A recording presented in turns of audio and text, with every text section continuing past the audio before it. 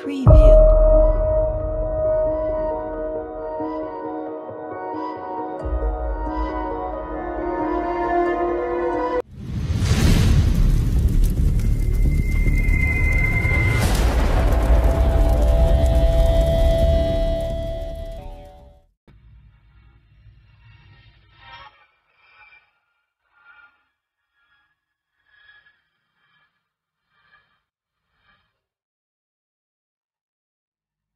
In the other parts in this series, we have heard authoritative testimonies, seen photos and film clips of UFOs, and taken note of numerous statements by military pilots. The evidence leads us to say UFOs exist as unidentified flying objects with extraordinary capabilities in flight and are guided by someone, presumably non-terrestrial. According to documents of the US aviation authorities and the FBI, saucers with alien bodies in them were recovered. At first this was confirmed. It is now denied, and the matter is top secret. But who pilots the UFOs? Officially, no one will comment.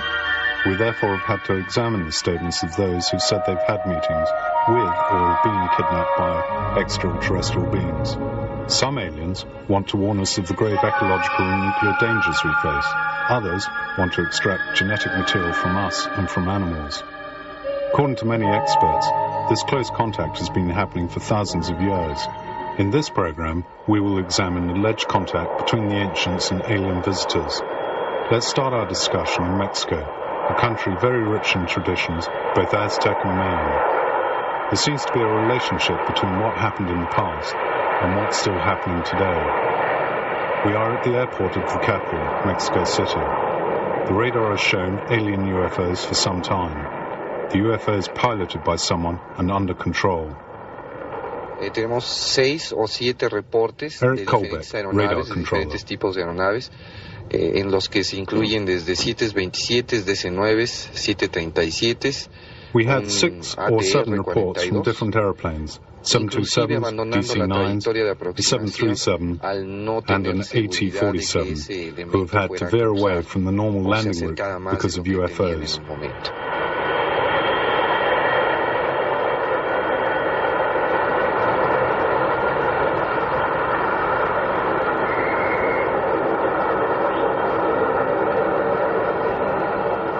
Dos pilotos también de la compañía Aeroméxico. Two pilots from Air Mexico declared that they had almost collided with an object of a metallic type, about 30 meters long. Con un aparato de color platino, aparentemente de 30 metros de largo, que se les echó prácticamente encima. After having lowered the undercarriage, they looked up and realized they were risking a collision with an unidentified flying object. They immediately called the control tower and told them what was happening. Y próximo a tomar la trayectoria final de la pista, al levantar la vista y encontró de frente este objeto de 30 metros de color platino que se les fue encima. Se les fue encima. Ellos sintieron que se iban a colisionar con él, a lo cual hicieron un reporte inmediato a la torre de control. Nos acabamos de cruzar con un aparato en una forma fuerte, asustados. As a result, the undercarriage was damaged. These are the extraordinary pictures taken near the airport of Mexico City by members of the group, the Vigilantes, which is composed of sky watchers, whose material is verified by the University of Mexico. In particular, it shows it wasn't a question of weather balloons, but of UFOs. They saw airlines and UFOs together on the same screens.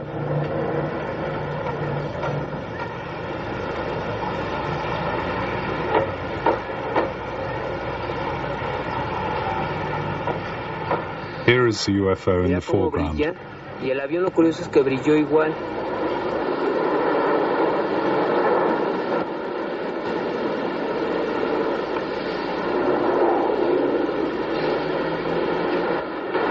Again, here is the UFO.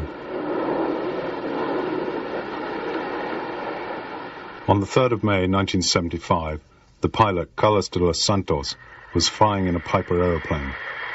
He called the control tower. Mayday, mayday.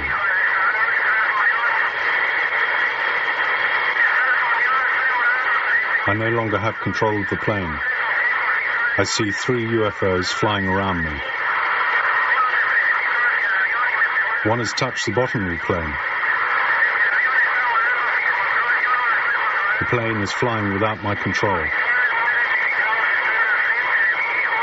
I can see the UFOs. One of them is opposite me. One is on the right wing, and one is apparently under the plane. Carlos was able to escape. After the eclipse, the Vigilantes organization was born. These are some of their photos. Here is a UFO, which seems to turn in a spiral on itself.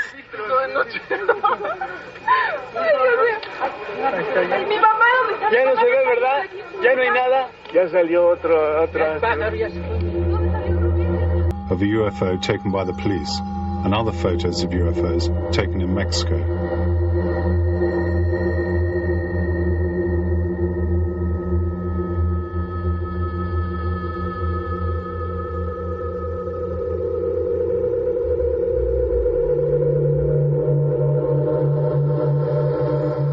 The analysis of that on a computer. The researchers then went on to the place and interviewed the witnesses.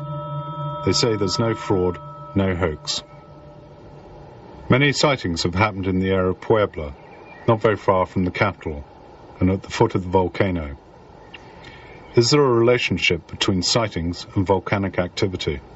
Here we meet Soledad, a pediatrician with the Vigilantes. Una relación muy estrecha en todo esto con los volcanes. Oh yes, there's a very simple relationship between the volcanic activity and the UFO sightings, and I can prove it. 1 week before the eruption, we saw a group of 8 to 10 UFOs, which were moving about frantically, as if they wanted to warn someone. Exactly a week later, there was a volcanic eruption. Una semana después de tanto avistamiento es cuando hace erupción el volcán. This is one of the many photos taken at that time. This is a night sighting filmed by a Mexican cameraman, Hernandez. What they have seen are metallic objects, round, sometimes surrounded by a far-like light or a halo. Certainly, they are rare pictures. They appear suddenly from nowhere and just as suddenly disappear into nowhere.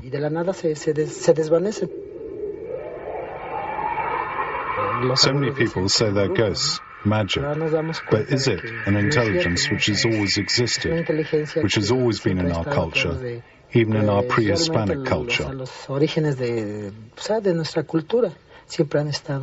Y eso se plasman a través también de las cosas prehispánicas que encontramos.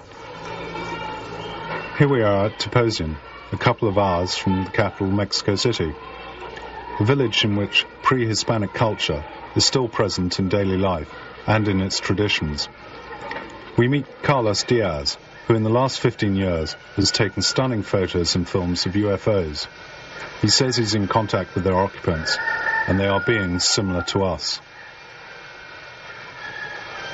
Even these photos have been analysed scientifically. They are enormous objects of light which can transform themselves into metallic discs.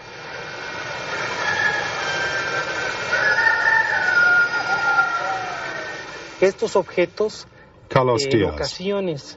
These objects, so many times, have remained motionless, suspended in the air for up to 2 hours, hovering over the mountain, the peak of light, above the horizon for up to 20 minutes. Sometimes they move from one peak to another, very slowly, sometimes, however, incredibly quickly. Muchas veces lo hacen lentamente, pero en muchas otras su movimiento es rápido. Carlos isn't the only one to have seen the UFOs. We've met so many people at Tepoztlán who speak about them as natural things. Mysterious, certainly, but seen by many. A cathedral has been built above the Aztec pyramid, using the material from it as a testimony to one culture superimposed upon another. Creo que Carlos. En sí, I think that what we call the UFO phenomenon today is what our fathers have always observed, a phenomenon which belongs to reality, which they've always looked at in a natural way, as something normal, without feeling chosen or anything else. They've known these happenings for centuries. Para ellos es algo ya familiar porque se ha visto durante muchísimos años, tal vez muchísimos siglos. The original tradition, Mayan or Aztec, talks of beings coming from the sky, looking like humans, but with extraordinary abilities and knowledge. For this reason, they were seen as gods, coming from other worlds or from other dimensions of reality. This doesn't mean godlike beings, creators of everything, but beings more involved than us, our bigger brothers. The numerous sightings of UFOs in relation to the total eclipse of the sun in 1991 are contained in the old Aztec prophecies. The Mexican journalist Jaime Mausman, one of the most thorough researchers of the phenomenon, talks about them. Here we see an Aztec pyramid which dominates the valley of Tepoztlán. Jaime Mausman. Mexico seems to be a very magical country with magical traditions, old legends, and there are many predictions, prophecies. There are prophecies from the 9th century. That's more than 1,000 years ago. And this prophecy said that we should have big disasters, natural disasters, big confrontations, probably war. They said that the big lords would fall to give new space for the new lords, the new bosses, let's say. And they also said this was the time of the meeting with the masters of the stars. There is another prophecy. This is an Aztec prophecy connected to the eclipse. This eclipse is part of the legend of the eclipses, and this is the sixth sun. And they said that in the era of the sixth sun, everything that was hidden and buried would be discovered. That the truth would be the seed of life and would be the sons of the sixth sun, or sons, those who would travel through the stars. And this prophecy is more than 500 years old. It means that there is something magical connected to it. Probably it's from very old past. Probably all these prophecies were done by them to alert us of what was happening and coming. I am really convinced this is real. I am really convinced this is coming from out of space, because the tape, the recording that was made in Metepec by Sara Cuevas proves that there is an extraterrestrial there, connected to a very important sighting. That means that these UFOs are maneuvered by these extraterrestrials. These are the pictures of the people from outer space, enhanced on the computer to make them more identifiable.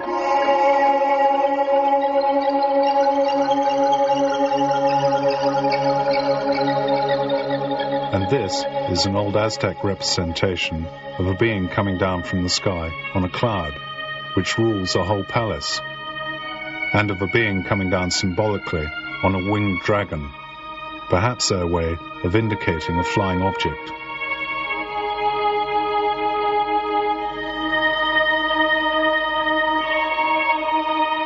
Are they visitors from space?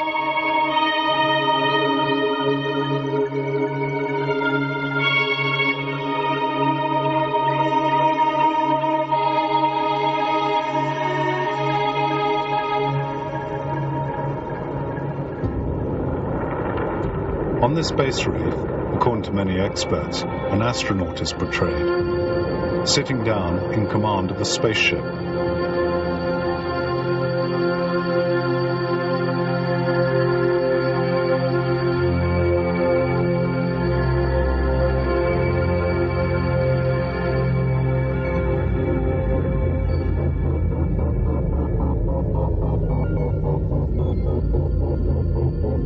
What can we say?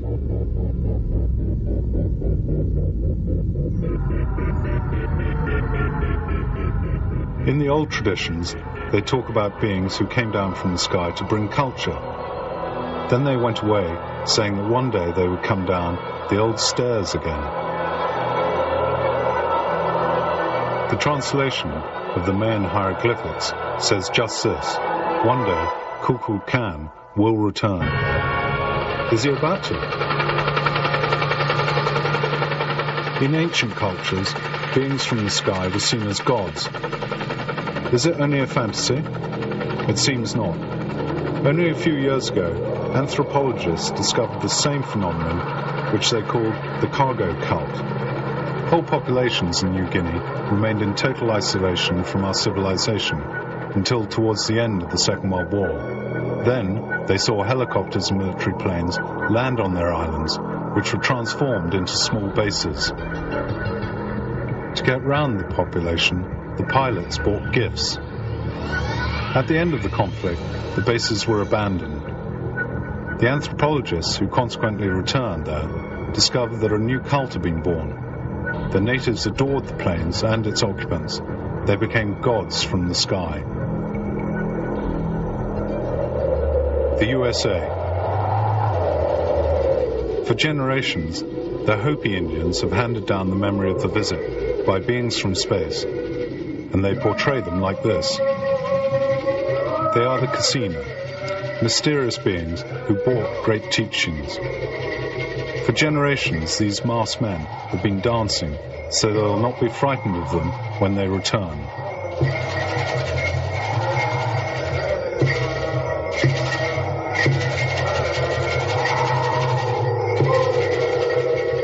The Kasina descended from flying objects that the Hopi portray in these pictures.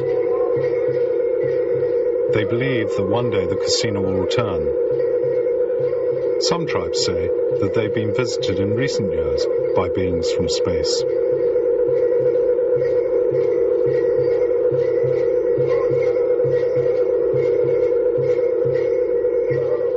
The story of the Kajipo tribe in the Amazon hand down from father to son is the visit of a being from the sky, completely open and friendly, who didn't drink or eat.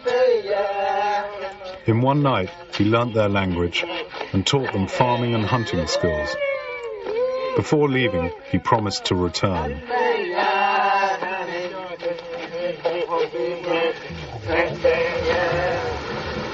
Africa, Mali country of the Dogon, 1946. The old priest, Ogo Temeli, explained to the anthropologist, Marcel Griol, their vision of the world. The constellation of Sirius is visible to the naked eye, but Griol was surprised to find that the Dogon knew Sirius B in minute detail, including a very weak star, only visible with powerful telescopes. Sirius B is described as very small, made of very heavy metal, rotating around Sirius A with a cycle of 50 years. All of that is accurate, but that's only been known for a few years. This looks like much more than a mere coincidence.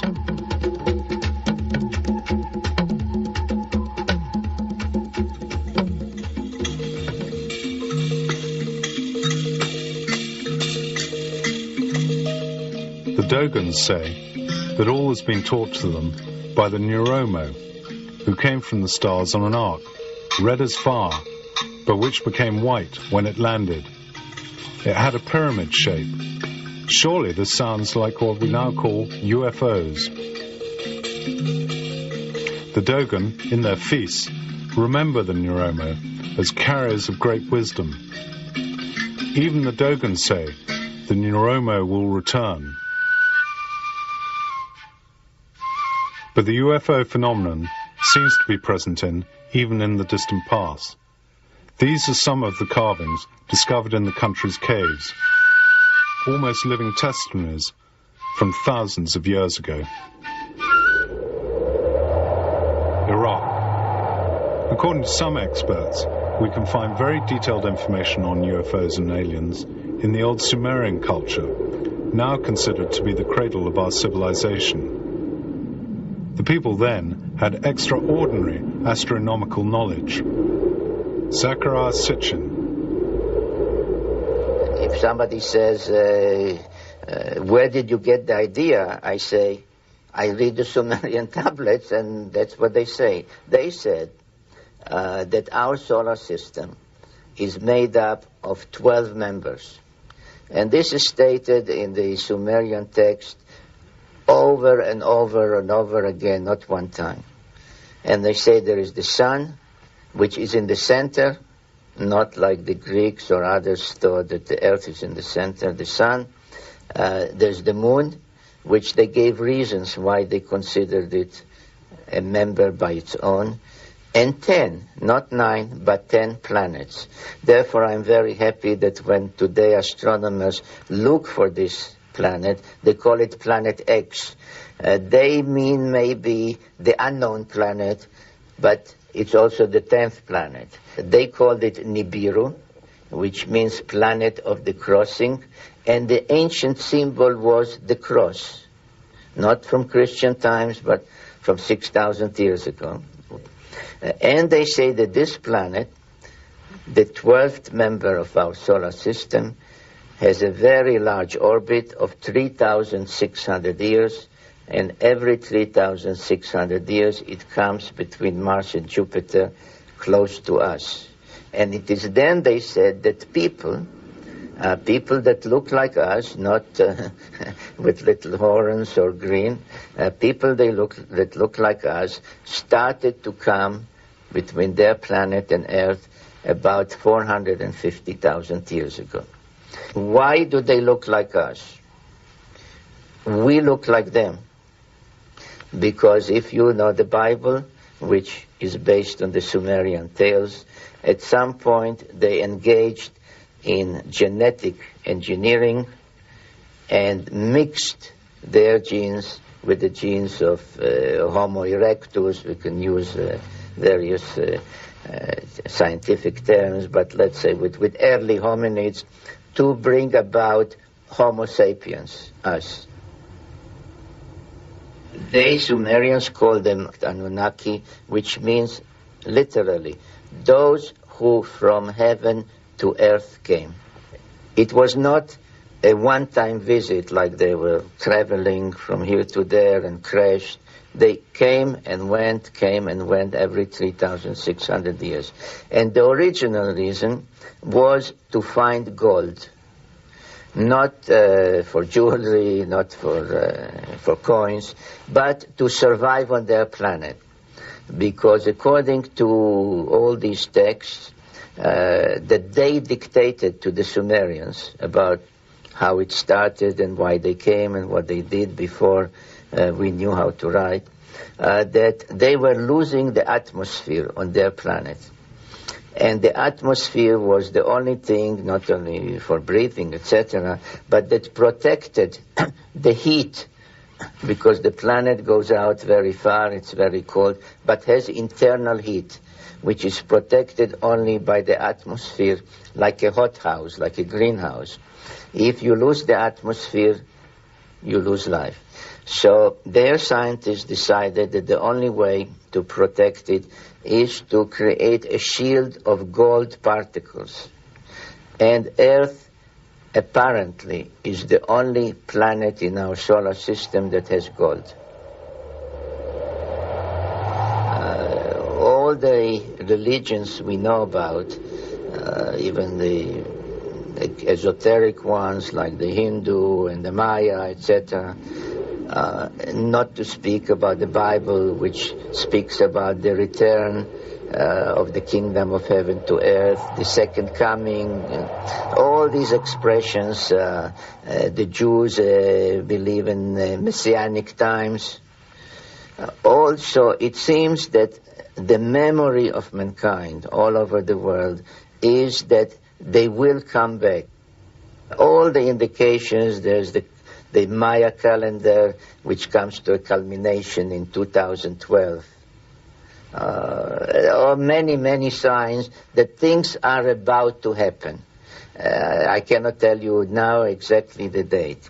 The interesting question is, what will happen when they come back? If you check the progress of our civilization the Sumerians, before the Sumerians, the Neolithic, the New Stone Age, the Mesolithic, etc. It was every 3,600 years.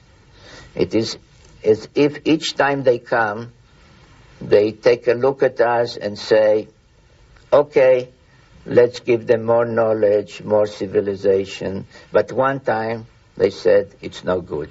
So what will happen, I don't know. I'm not a prophet, but I can tell you what happened in the past. Of course, these are both amazing and frightening things.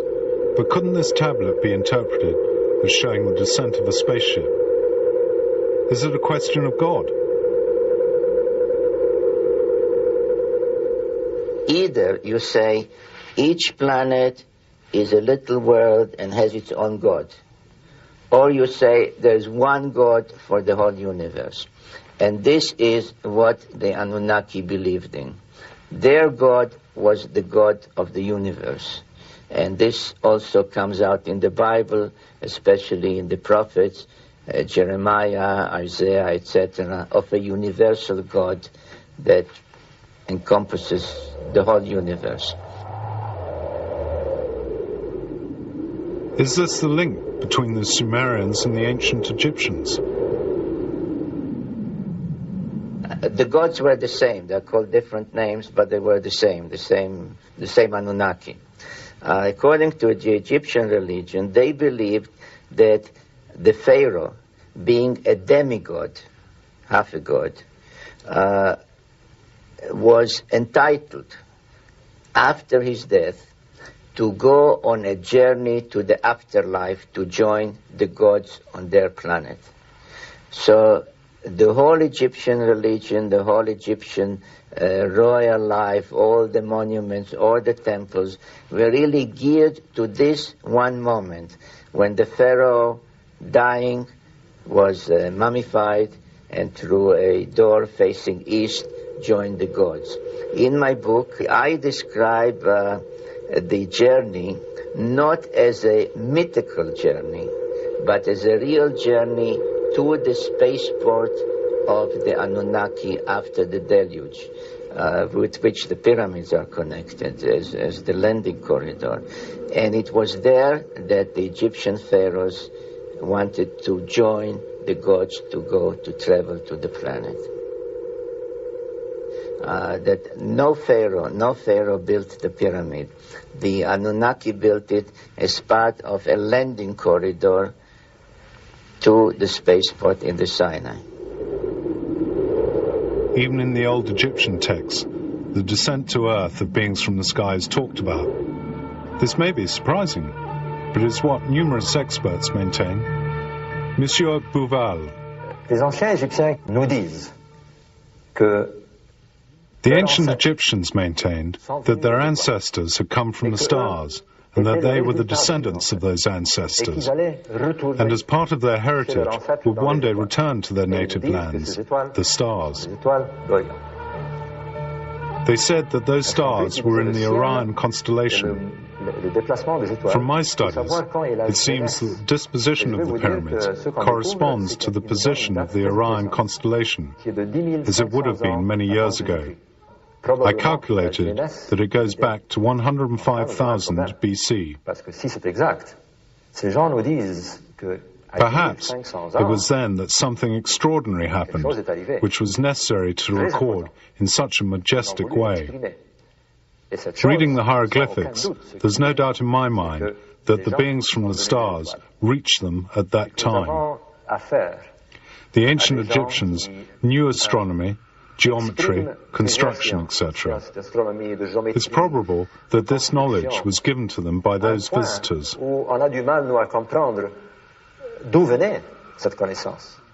You see, according to many Egyptologists, the pyramids of Giza marked the beginning of a civilization, but I don't agree.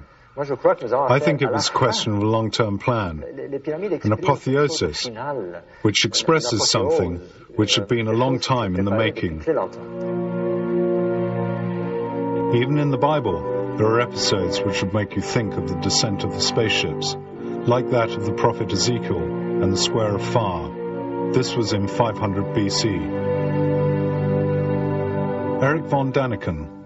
Ezekiel describes what he saw. It was a luminous square which got nearer to him. He describes the rotation of it, its wings, the noise, which he compared to that of a military camp, or to the roar of a great mass of water. In the whole account by Ezekiel, at least in the Hebrew original, the word God is never mentioned. Ezekiel worked in the fields with others. Then he saw the square of fire coming down. They all threw themselves onto the ground, frightened. He then heard a voice, which in its own language told him not to be afraid, calling him Son of Man. Ezekiel was no longer afraid, and he looked at the square and described it as splendid. On the top, he sees something similar to a sparkling precious stone, inside which he saw a throne on which a man was seated. war etwas wie ein Thron. Und auf dem, was wie ein Thron aussah, saß etwas wie ein Mensch. On the basis of Ezekiel's descriptions, the NASA engineer Joseph Blumnich has constructed a series of model aircraft, and the engineer Hans Beer has made a model of the airport where Ezekiel's spaceship would have landed.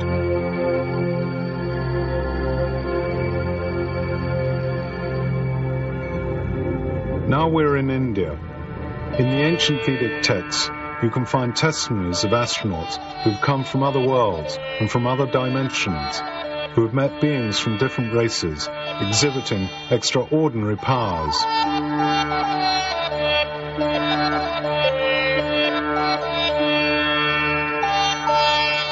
There are old texts which illustrate various types of spaceships and which explain their function.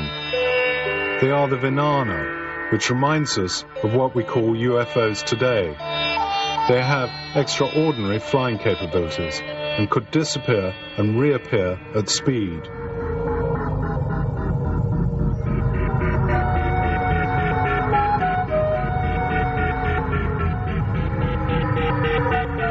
In the ancient texts, they talked about objects as big as whole cities parked in space, and from which smaller armed objects left to wage war with other flying objects.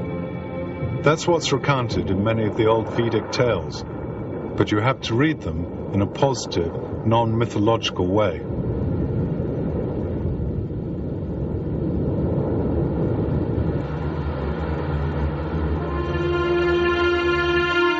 This is Mr. Thompson. The UFO phenomenon and the descriptions in the ancient Sanskrit texts are referring to one common reality. One can generalize this further and make a general cross-cultural study of reports from many different cultures of interaction with different kinds of beings who are endowed with what we would call paranormal or mystical powers. And you can see that the same features appear over and over again in these different accounts. So I'm interpreting this as evidence that these accounts refer to something actually real, that people from different cultures are describing the same sort of thing because they're interacting with an actual reality, as opposed to simply speculating or coming up with mere poetry. This monument is a Vimana. In the ancient texts, there is talk of abductions by aliens, a current theme today.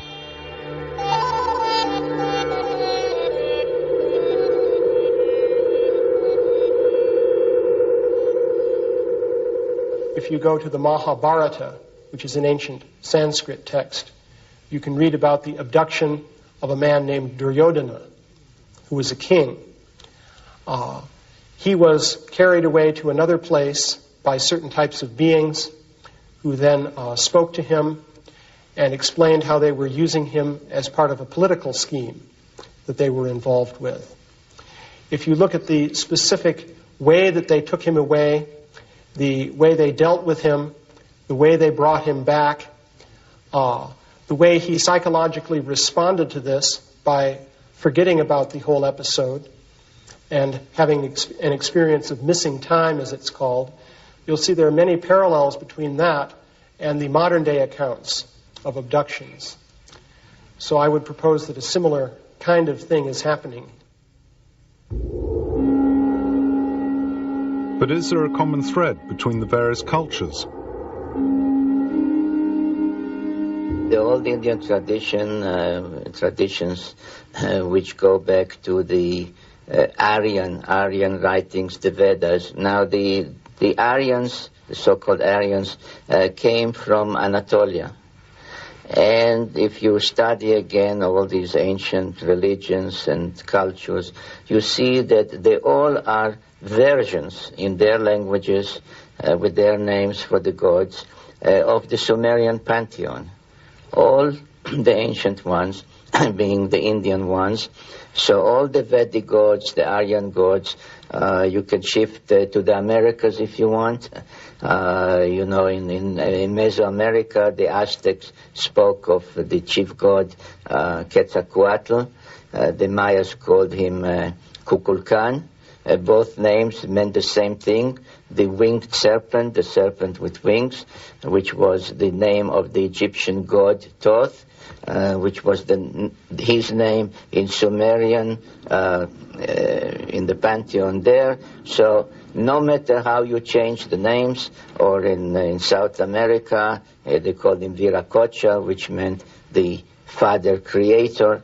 So all these, if you strip them from their language and say, but what does it mean? What does Viracocha mean? What does this mean? You find that it is the same story, the same Anunnaki who came to Earth from Nibiru. This thesis of Stitchin, with a common root for all these histories, is fascinating, even though it's been much discussed. UFO sightings are present in many cultures. In the Greek culture, they talk about luminous bodies seen in the sky, the doxus. In the Roman era, Pliny, Seneca, and Tito Livio talk about the UFO phenomenon. In a book by Cinlio Osquente in the 3rd century AD, we read about flying burning shields. The Clippi one, you can see spheres in the sky and in Nuremberg, still in 1561. You can see burning columns. At the same time, 2 spheres were seen in the sky at Hamburg. In the USA, towards the end of the last century, there were sightings of airships and spaceships. In 1896, it was the turn of a flying saucer above San Francisco. In 1909, this strange flying machine was sighted. The history of the UFOs started on the 24th of June, 1947, with the sighting of a mysterious object by the American pilot Kenneth Arnold. But how did the UFOs, over the centuries, have so many different shapes? Johannes Viehbag. I think that it's an explanation. My hypothesis, that I have called the hypothesis of the blackout, is that these objects adapt themselves to our imagination. What we see are not spaceships in the sense in which we understand as our rockets or space probes. They are projections, which we can also assume are material forms. I think that they adapt themselves to our conception of the moment. Probably for this reason, the Middle Ages, sailing ships were not seen 100 years ago, like those described by Jules Verne. Today, however, we see discs, cigarette-shaped objects, or more recently, triangular objects. Perhaps the whole UFO phenomenon is a projection of the extraterrestrial intelligence still adapting to our imagination of the moment. A phenomenon which seems to be linked to this complex and mysterious theme is that of crop circles. The question one could ask is there perhaps someone who's trying to tell us something, as they were thousands of years ago?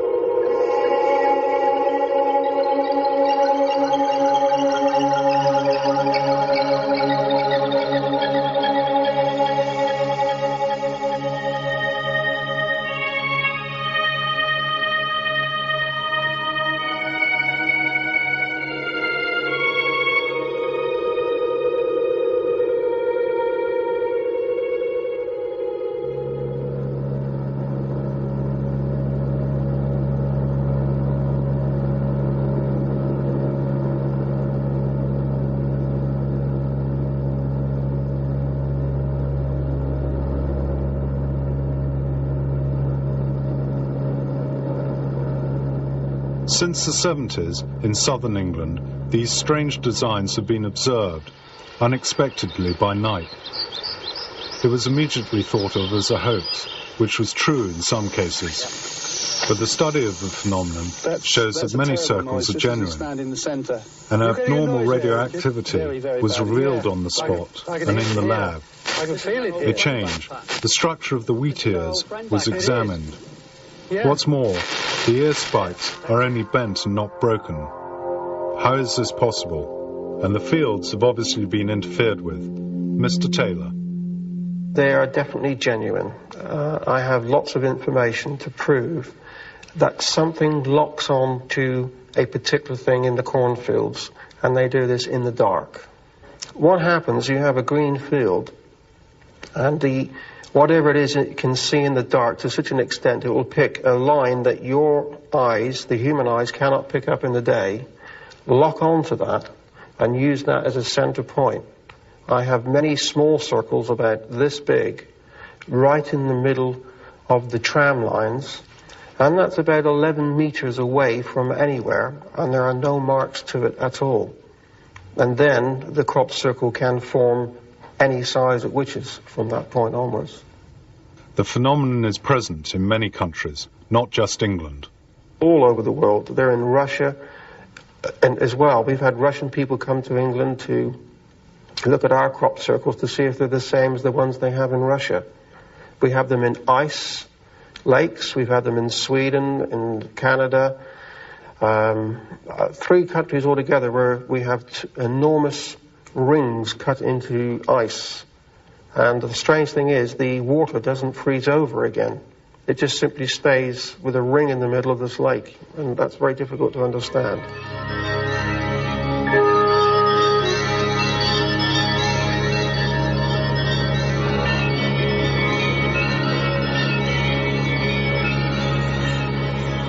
Colin Andrews.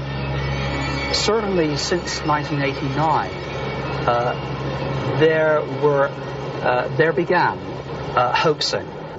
So undoubtedly, many of the crop circles appearing around the world, but particularly in southern England, are hoaxed circles. But for certain, there is a core phenomena, which is a very important phenomena. I have my own views on where I think perhaps shall we say, the crop circle maker is coming from.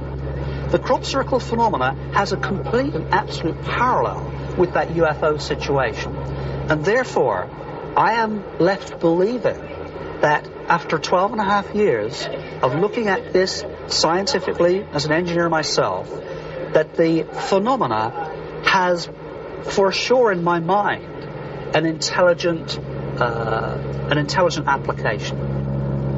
No, it is not a joke. Even my colleague back in England, Nick Pope, working as the Air Secretariat at the Ministry of Defence in London, just recently was authorised to make a personal statement. And it's a very important personal statement. That being that the phenomena is real, and that as far as the UFO component is concerned, that 5% of the aerial phenomena reported to the Ministry of Defence in London during the 3-year period of his particular office, a very responsible office there, the 5% were classified as unexplained, and he went on to say far more than I would ever have imagined. And he said that he believed they were possibly and even probably of extraterrestrial origin. And here we now have a man who basically has broken ranks because he feels, as I feel, this is incredibly important, and it's important to our time.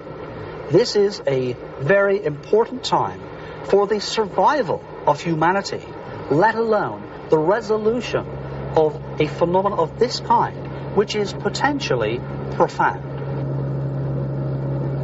This is a special time.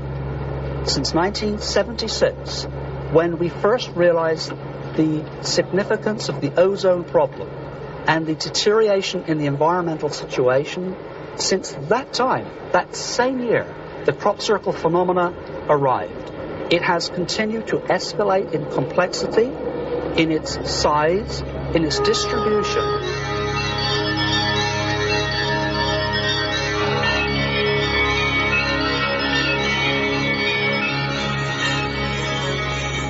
Native Americans can understand some of the crop science. And when I went to America, a Hopi Indian drew out exactly this design. He did not know that I had this on my files.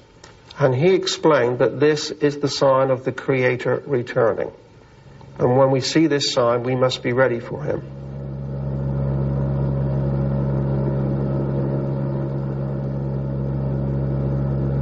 We have looked very closely at the building blocks of the crop circle phenomena, and they are identical to those patterns which we have seen from the Native Americans, in the Hopi Indians, the Dogon people, the Aborigines. All of the indigenous peoples have drawn these same patterns for many, many years. And when in experimental laboratory conditions, we attempt to look carefully at the human mind in a state of meditation, when you place a dark screen in front of your eyes and you try to think zero state, the first thing that occurs is that simple patterns begin to cross your vision. These are known as the phosphenes, the innermost workings of the human mind. These are the same patterns. It isn't a direct interference, it is a spiritual nudge, a pulling, a twigging, widening of our vision. And it starts in one place and must finish there. It's self. I think these times are too dangerous to rely upon the direct involvement of extraterrestrials, nice as that might be, and nice as it may perhaps be at some point. But I think this starts and finishes with us. Man must take account of himself, of his responsibility towards the next man, towards nature, and the entire universe. Everything is linked. This is the message. Near to Stonehenge, a very ancient place, a sacred and mysterious place, some artificial hillocks record an exceptional event of distant time long ago, which according to some experts records the landing of a UFO.